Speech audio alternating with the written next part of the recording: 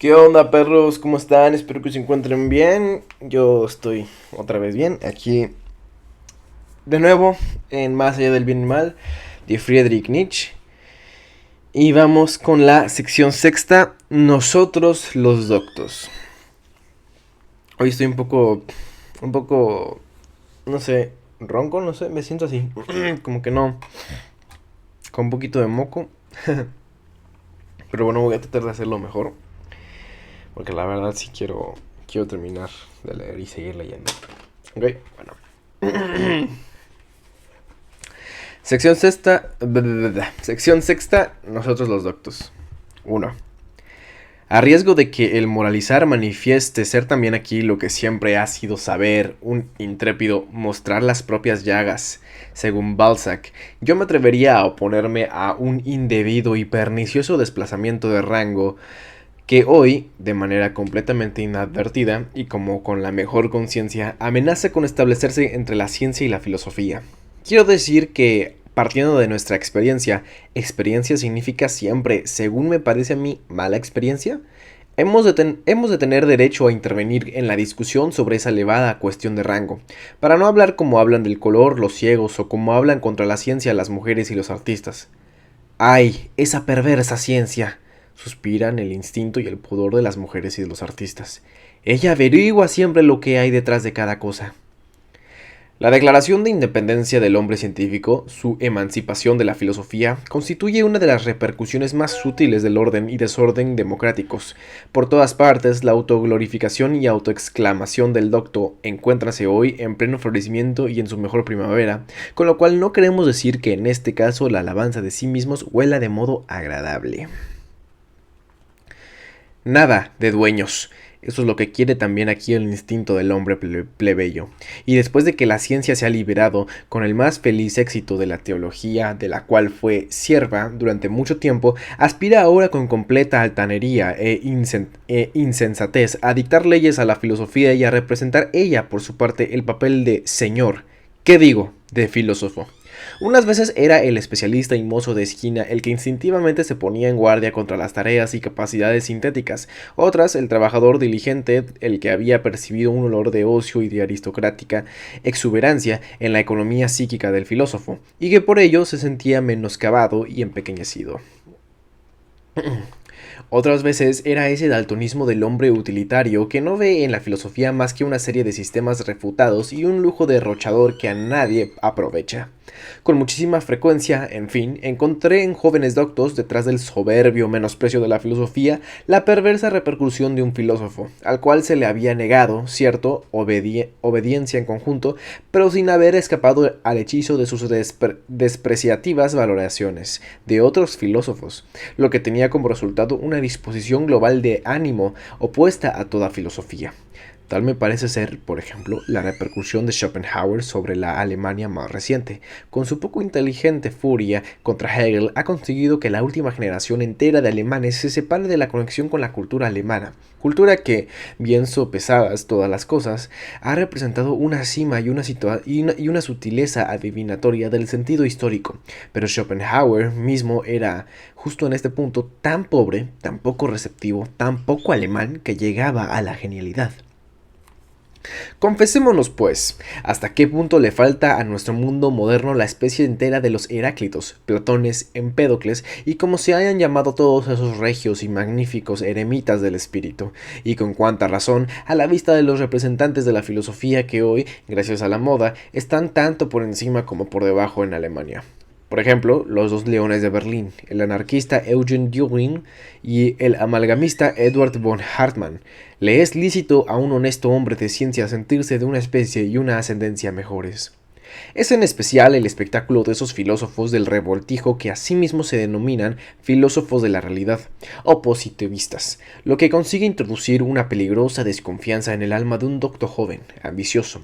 Estos son, en efecto, en el mejor de los casos, doctos y especialistas. Eso se palpa. Estos son, en efecto, todos ellos hombres vencidos y sometidos de nuevo al dominio de la ciencia, que alguna vez han querido de sí algo más, sin tener derecho a ese más y a la responsabilidad de ese más, y que ahora, honorables, furiosos, vengativos, representan con sus palabras y sus hechos la falta de fe en la tarea señorial y en la soberanía de la filosofía. Hoy la ciencia florece y muestra en su rostro con abundancia la buena conciencia, mientras que aquello a lo que ha venido a parar poco a poco toda la filosofía alemana reciente, ese residuo de filosofía de hoy suscita contra sí desconfianza y fastidio, cuando no burla y compasión. La filosofía reducida a la que se conoce como teoría del conocimiento y que ya no es de hecho más que una tímida epogística y doctrina de la abstinencia, una filosofía que no llega más que hasta el umbral y que se prohíbe escrupulosamente el derecho a entrar, esa es una filosofía que está en las últimas, un final, una agonía, algo que produce compasión.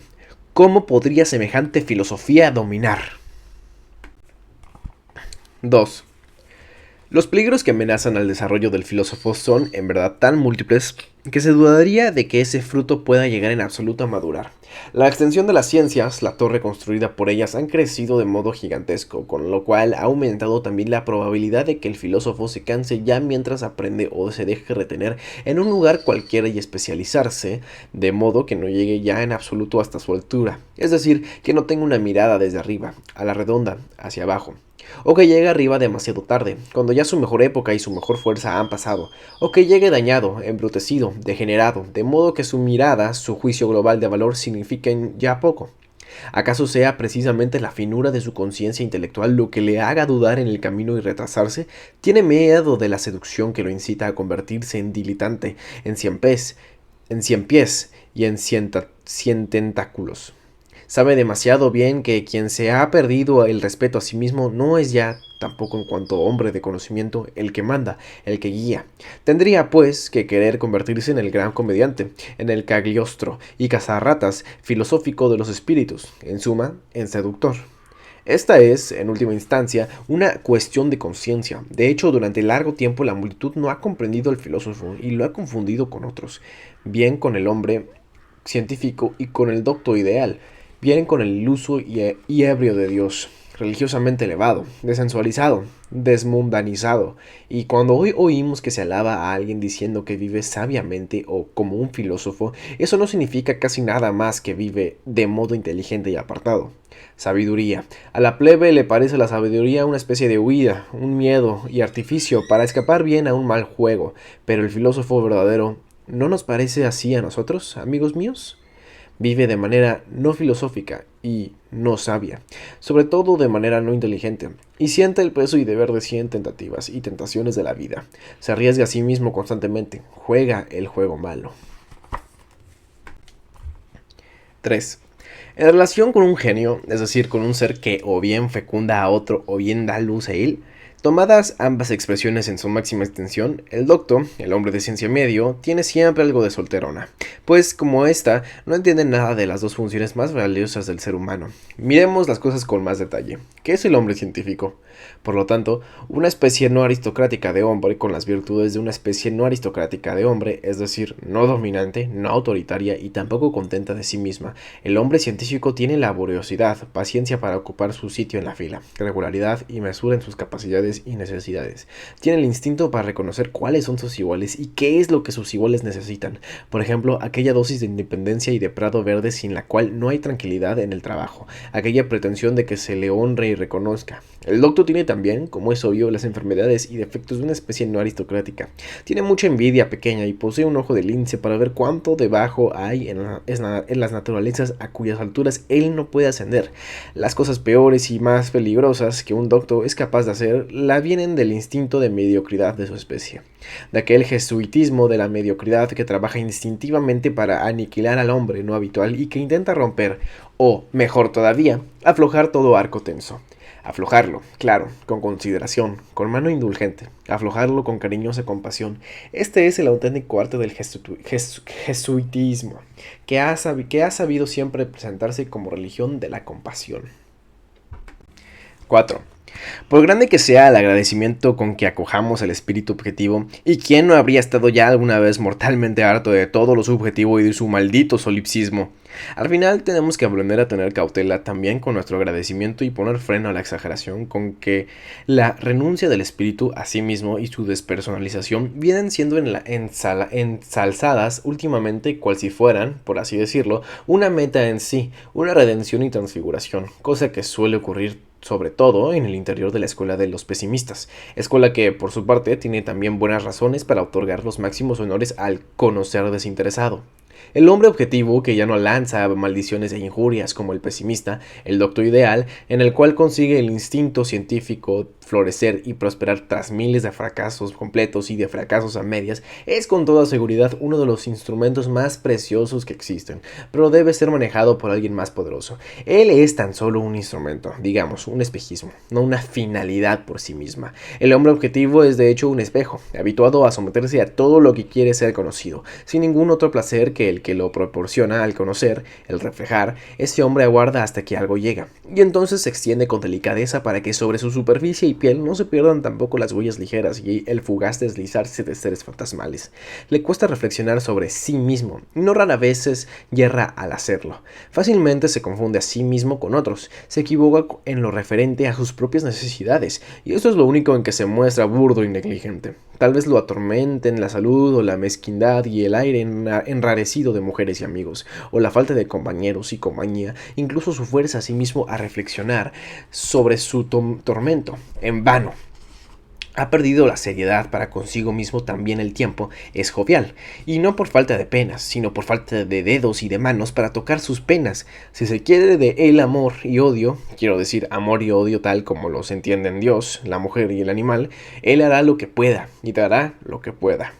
Pero no podemos extrañarnos de que no sea mucho, de que justo en este se muestre inauténtico, frágil, equívoco y podrido. Su amor es querido, su odio es artificial y más bien un tour de force, hazaña, una pequeña vanidad y exageración. En efecto, él es auténtico nada más que en la medida en que le es lícito ser objetivo. Únicamente en su jovial totalismo continúa siendo naturaleza innatural. Su alma reflectante y que eternamente está ahí alisándose no sabe ya afirmar, no sabe ya negar, no da órdenes, tampoco destruye. Je ne méprise presque rien. Yo no desprecio casi nada, dice con Leibniz. No se pase por alto ni se infravalore el presque, casi. Tampoco es un hombre modelo, no va delante de nadie, ni detrás de nadie. Se sitúa en general demasiado lejos como para tener motivo de tomar partido entre el bien y el mal. Al confundirlo durante tanto tiempo con el filósofo con el que cesario, disciplinador y violentador de la cultura, se le han otorgado honores demasiado elevados y se ha dejado de ver lo más esencial que hay en él. El hombre objetivo es un instrumento, el hombre objetivo es un instrumento de medida y una obra maestra de espejo precioso, fácil de romper y de empañar, al que se debe tratar con cuidado y honrar. Es solo un delicado, hinchado, fino, móvil recipiente formal que tiene que aguardar a un contenido y a una sustancia cualesquiera para configurarse a sí mismo de acuerdo con ellos. De ordinario es un hombre sin contenido ni sustancia, un hombre sin sí mismo. En consecuencia, tampoco es una cosa para mujeres, dicho sea entre paréntesis. No sé qué tiene Friedrich con desprestigiar a la mujer así. Yo no sé si la está desprestigiando, no sé. La verdad no sé. Pero bueno. Está ok. 5. Cuando un filósofo da a entender hoy que él no es un escéptico, yo espero que se haya percibido eso en la descripción que acabo de hacer del espíritu objetivo. Todo el mundo oye eso con disgusto. Se lo examina con cierto recelo, se querría preguntarle y preguntarle muchas cosas. Les parece como si, en el repudio del escepticismo por parte de aquel, ellos escuchasen desde lejos un ruido malvado y amenazador, como si en alguna parte se estuviera ensayando una nueva sustancia explosiva, una dinamita del espíritu. Quizá una nihilidad rusa recién descubierta, un pesimismo de buena voluntad que no se limita a decir no, a querer no, sino cosa horrible de pensar, a hacer no. Contra esa especie de buena voluntad, una voluntad de negación real y efectiva de la vida, no hay hoy. Según es reconocido por todos, mejor somnífero y calmante que el escepticismo, que la suave y amable, tranquilizante adormidera del escepticismo, y el propio Hamlet es recetado hoy por los médicos de la época como un medicamento contra el espíritu y sus rumores subterráneos. ¿Es que no tenemos ya enteramente llenos los oídos de rumores perversos? En efecto, el escéptico, esa criatura delicada, se horroriza con demasiada facilidad. Su conciencia está amaestrada para sobresaltarse y sentir algo así como una mordedura cuando oye cualquier no, e incluso cuando oye un sí duro y decidido. Sí y no. Esto repugna su moral. Por el contrario, le gusta agasajar a su virtud con la noble abstención, diciendo acaso con Montaigne, ¿qué sé yo? O con Sócrates, yo sé que no sé nada. O aquí no me fío de mí, aquí no está abierta ninguna puerta para mí. ¿No tiene esto su tiempo? ¿No tiene tiempo el tiempo? También lo incierto tiene sus atractivos. También la esfinge es una Circe. También la Circe fue una filósofa. Así se consuela a sí mismo un escéptico. Y es cierto que tiene necesidad de algún consuelo. En efecto, el escepticismo es la expresión más espiritual de una cierta constitución psicológica compleja a la que, en el lenguaje vulgar, se le da el nombre de debilidad nerviosa y constitución enfermiza. El escepticismo surge siempre que razas o estamentos largo tiempo separados entre sí se entrecruzan de manera decidida y súbita. Pero lo que más hondamente enferma y degenera en esos mestizos es la voluntad. Ellos ya no conocen en absoluto la independencia en la resolución, el valiente sentimiento de placer en el querer, incluso en sus sueños dudan de la libertad de la voluntad. Nuestra Europa de hoy, escenario de un ensayo absurdo y repentino de mezclar radicalmente entre sí los estamentos y, en consecuencia, las razas, es por ello escéptica tanto arriba como abajo, exhibiendo unas veces ese móvil escepticismo que salta, impaciente y ávido, de una rama a otra, y presentándose otras torva, cual una nube cargada de signos de interrogación y a menudo mortalmente harta de su voluntad. Parálisis de la voluntad. ¿En qué lugar no encontramos hoy sentado a ese tullido? Y a menudo incluso muy atraviado, que seductoramente engalanado. Para esta enfermedad existen los más hermosos vestidos de gala y de mentira, y que, por ejemplo, la mayor parte de lo que hoy se exhibe a sí mismo en los escaparates como objetividad y cientificismo de el arte por el arte, conocer puro independiente de la voluntad, no es otra cosa que escepticismo y parálisis de la voluntad engalanados. Ese es un diagnóstico de la enfermedad europea del que yo quiero salir responsable. La enfermedad de la voluntad se ha extendido sobre Europa de una manera no uniforme, donde más amplia y compleja se muestra es allí donde más tiempo hace que la cultura está aposentada y desaparece en la medida en que el bárbaro hace valer de nuevo su derecho bajo la desaliñada vestimenta de la cultura occidental.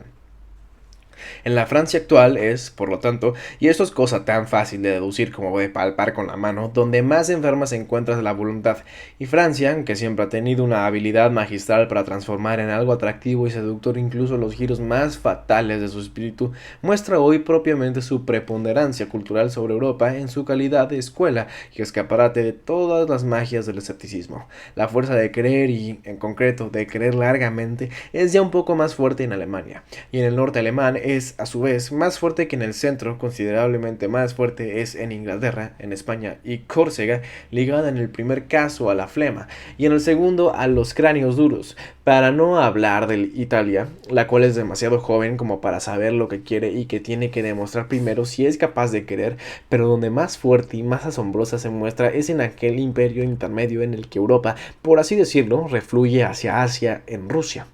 Para que Europa quede libre de su máximo peligro, acaso sean necesarias no solo guerras en India y complicaciones en Asia, sino revoluciones internas, la desmembración del Reich en pequeños cuerpos y, sobre todo, la introducción de la imbecilidad parlamentaria. Además, la obligación para todo el mundo de leer su periódico durante el desayuno. Yo no digo esto porque lo desee, antes bien, yo desearía lo contrario.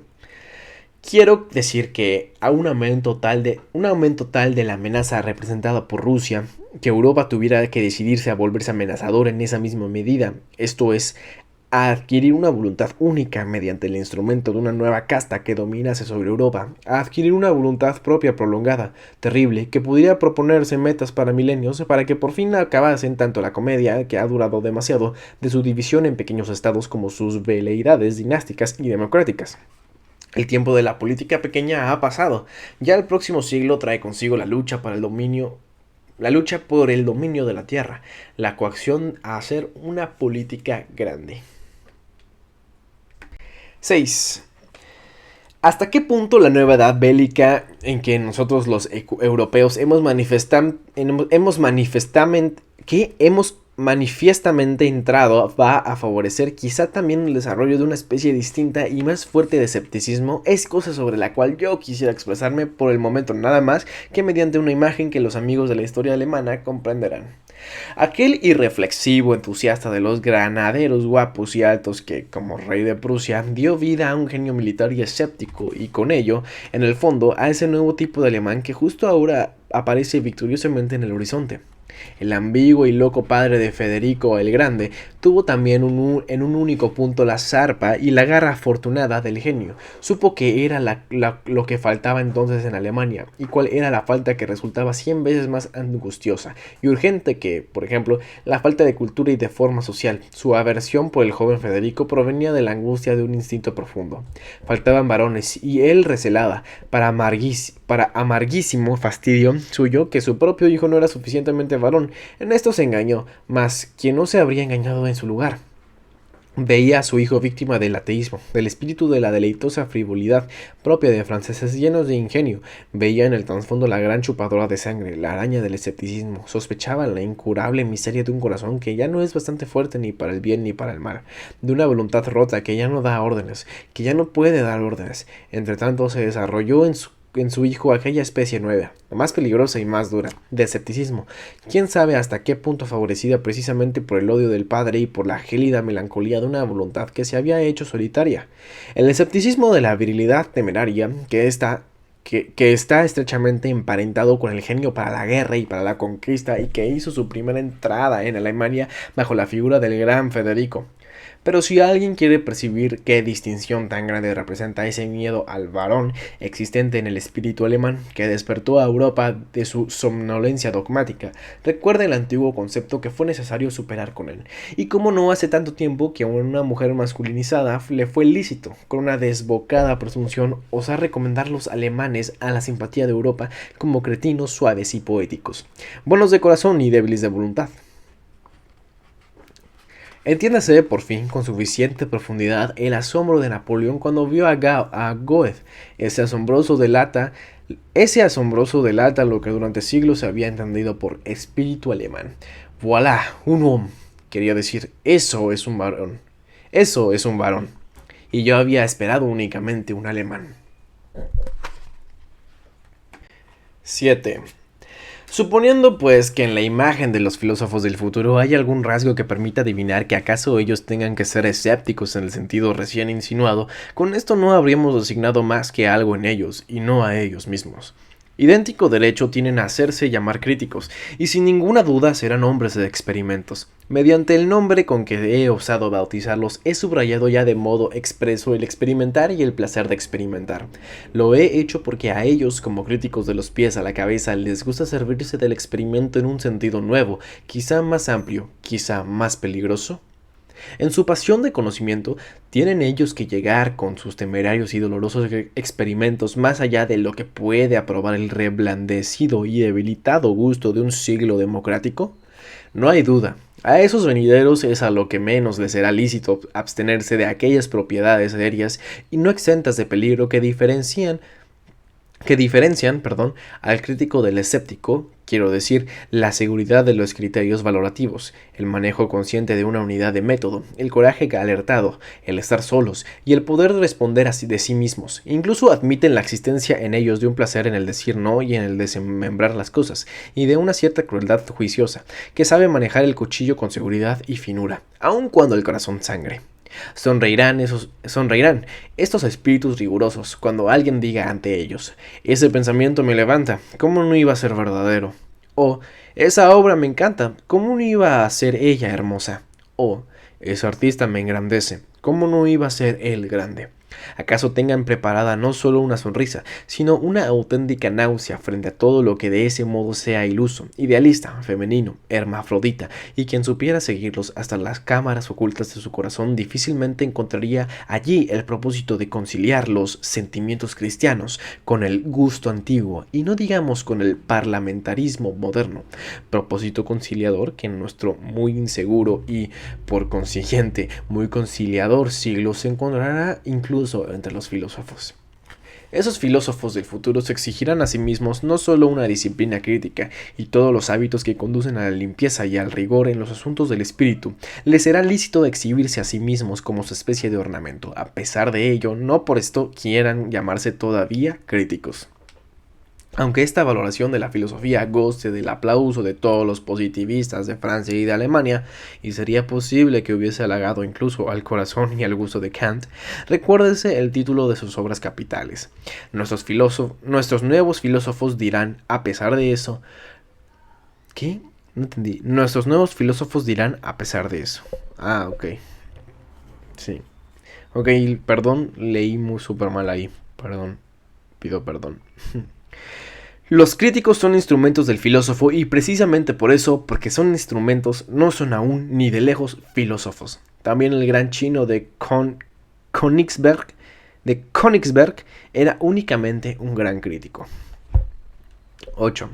Insisto en que se deje por fin de confundir a los trabajadores filosóficos y en general a los hombres científicos con los filósofos, en que justo aquí se dé rigurosamente a cada uno lo suyo, a los primeros no demasiado y a los segundos no demasiado poco. ¿Acaso para la educación del verdadero filósofo se necesite que él mismo haya estado alguna vez también en todos esos niveles en los que tienen que permanecer sus servidores, los trabajadores científicos de la filosofía? Él mismo tiene que haber sido tal vez crítico y escéptico y dogmático e historiador y, además, poeta y coleccionista y viajero y adivinador de enigmas y moralista y vidente y espíritu libre y de los sentimientos y casi todas las cosas, a fin de recorrer el círculo entero de los valores y de los sentimientos valorativos del hombre y a fin de poder mirar con muchos ojos y conciencias desde la altura hacia toda lejanía, desde la profundidad hacia toda altura, desde el rincón hacia toda amplitud. Aquellos trabajadores filosóficos modelados según el noble patrón de Kant y de Hegel tienen que establecer y que reducir a fórmulas cualquier gran hecho efectivo de valoraciones, es decir, de anteriores posiciones de valor, creaciones de valor que llegaron a ser dominantes y que durante algún tiempo fueron llamadas verdades, bien en el reino de lo lógico, bien en el de lo político, moral, bien en el de lo artístico. Pero los auténticos filósofos son hombres que dan órdenes y legislan, dicen, así debe ser. Son ellos los que determinan el hacia dónde y el para qué del ser humano, disponiendo aquí del trabajo previo de todos los trabajadores filosóficos, de todos los sojuzgadores del pasado. Ellos extienden su mano creadora hacia el futuro, y todo lo que es y ha sido se convierte para ellos en un instrumento, el martillo. Su conocer es crear, su crear es legislar, su voluntad de verdad es voluntad de poder. ¿Existen hoy tales filósofos? ¿Han existido ya tales filósofos? ¿No tienen que existir tales filósofos? 9. Ay, perdón. Ok, 9. Va pareciéndome cada vez más que el filósofo, en cuanto es un hombre necesario del mañana y del pasado mañana, se ha encontrado y ha tenido que encontrarse siempre en contradicción con su hoy. Su enemigo ha sido siempre el ideal de hoy. Hasta ahora todos esos extraordinarios promotores del hombre a los que se da el nombre de filósofos y que raras veces se han sentido a sí mismos como amigos de la sabiduría, sino más bien como necios desagradables y como peligrosos signos de interrogación, han encontrado su tarea, su dura, involuntaria, inevitable tarea, pero finalmente la grandeza de su tarea, en ser la conciencia malvada de su tiempo. Al poner su cuchillo, para viviseccionarlo, precisamente sobre el pecho de las virtudes de su tiempo, delataba en cuál era su secreto, conocer una nueva grandeza del hombre, un nuevo y no recorrido camino hacia su engrandecimiento. Siempre han puesto al descubierto cuánta hipocresía, espíritu de comodidad, dejarse ir y dejarse caer, cuánta mentira ya se oculta bajo los tipos más venerados de la moralidad contemporánea, cuánta virtud estaba anticuada. Siempre dijeron, nosotros tenemos que ir allá afuera, a donde Otra vez. Siempre dijeron, nosotros tenemos que ir allá afuera. No, a la verga, ok. Nosotros tenemos que ir allá afuera, a donde hoy menos se sientan ustedes como en casa. A la vista de un mundo de ideas modernas, el cual confiaría a cada uno a un rincón y especialidad, un filósofo, en el caso de que hoy pueda haber filósofos, se vería forzado a situar la grandeza del hombre, el concepto grandeza, precisamente en su carácter amplio y múltiple, en su totalidad, en muchas cosas. Incluso determinaría el valor y el rango por el número y diversidad de cosas que uno solo pudiera soportar y tomar sobre sí, por la amplitud que uno solo pudiera dar a su responsabilidad. Hoy el gusto de la época y la virtud de la época debilitan y enflaquecen la voluntad. Nada está tan en armonía con la época como la debilidad de la voluntad. Por lo tanto, en el ideal del filósofo tienen que formar parte del concepto de grandeza, justo la fortaleza de la voluntad, justo la dureza y capacidad para adoptar resoluciones largas. Con el mismo derecho con que la doctrina opuesta y el ideal de una humanidad idiota, abnegada, humilde, desinteresada, serían adecuados a una época opuesta, a una época que, como el siglo XVI, sufriese a causa de su acumulada energía de voluntad y a causa de las aguas y mareas totalmente salvajes del egoísmo. En la época de Sócrates, entre hombres de instinto fatigado, entre viejos atenienses conservadores que se dejaban ir hacia la felicidad, según ellos decían, hacia el placer, según ellos sobraban, y que, al hacerlo, continuaban empleando las antiguas y espléndidas palabras a las cuales no les daba derecho alguno su vida desde hacía mucho tiempo. Quizá fuese necesaria para la grandeza del alma, la ironía, aquella maliciosa ironía socrática del viejo médico y plebeyo que sajaba sin misericordia, tanto su propia carne como la carne y el corazón del aristócrata, con una mirada que decía bastante inteligiblemente: no traten de fingir delante de mí. Aquí somos iguales. Hoy, a la inversa, cuando en Europa es el animal de rebaño el único que recibe y que reparte honores, cuando la igualdad de derechos podría transformarse con demasiada facilidad en la igualdad y en la injusticia, el estar solo y el tener que vivir por sí mismo forman parte del concepto de grandeza, y el filósofo delatará algo de su propio ideal cuando establezca: el más grande será el que pueda ser el más solitario, el más oculto, el más divergente, el hombre más allá del bien y del mal, el señor de sus virtudes, el sobrado de voluntad. Grandeza debe llamarse precisamente el poder ser tan múltiple como entero, tan amplio como pleno. Y hagamos una vez más la pregunta: ¿es hoy posible la grandeza? 10. Lo que un filósofo es, eso resulta difícil de aprender, pues no se puede enseñar. Hay que saberlo por experiencia, o se debe tener el orgullo de no saberlo. Pero que hoy todo el mundo habla de cosas con respecto a las cuales no puede tener experiencia alguna, eso es algo que se aplica ante todo y de la peor manera a los filósofos y a los estados de ánimo filosóficos.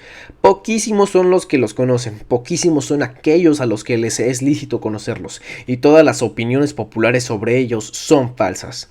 Así, por ejemplo, la mayor parte de los pensadores y doctos no conocen por experiencia propia esa coexistencia genuina filosófica entre una espiritualidad audaz y traviesa que corre presto y un rigor y necesidad dialécticos que no dan ningún paso en falso, y por ello, en el caso de que alguien quisiera hablar de esto delante de ellos, no merecería crédito. Ellos se representan toda necesidad como una